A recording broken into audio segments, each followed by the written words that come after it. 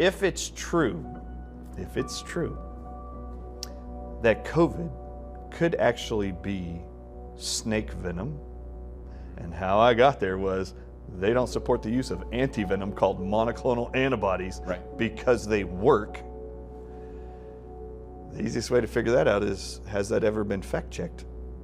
And I wanted to know, was there ever any mention that the source could have been a snake? And? Oh my God, I couldn't believe it. Over and over and over in the media in January and February of 2020 are non-stop publications that the original source could either be from bats, snakes, or pangolins. And every time the snake is mentioned, fact checkers, 1, 2, 3, 4, 5, 6, constantly fact check it and spin it to the bats. There's no fact checking about bats. They keep letting you look at bats. In the beginning, in January of 2020, the scientists inside of China said this can't be from these bats. These bats hibernate and it's the winter. When they did genetic sequences from the antibodies in the people who were sick in Wuhan, they found that their genetic sequence was not most like bats. They were most like two snakes. Proteins from the Chinese crate and the king cobra.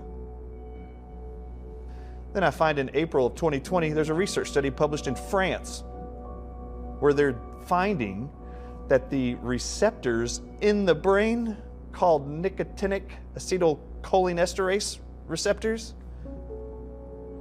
that these are actually bound most tightly to snake venom of crate and cobra is what they're finding, and that the spike protein from SARS-CoV-2 is most identical to Chinese crate and king cobra venom.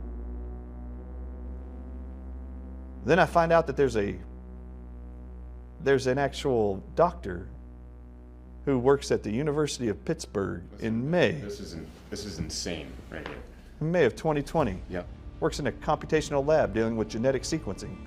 And he's been researching for 5 months, sequencing of spike proteins, trying to solve the mystery of SARS-CoV-2 victims.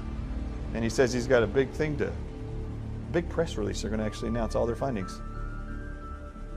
And Bing Liu is his name. Setback in the quest to understand coronavirus after a researcher is shot and killed. 37-year-old Bing Liu was on the verge of making significant findings on COVID-19. And that's when I freaked out. That's when I freaked out.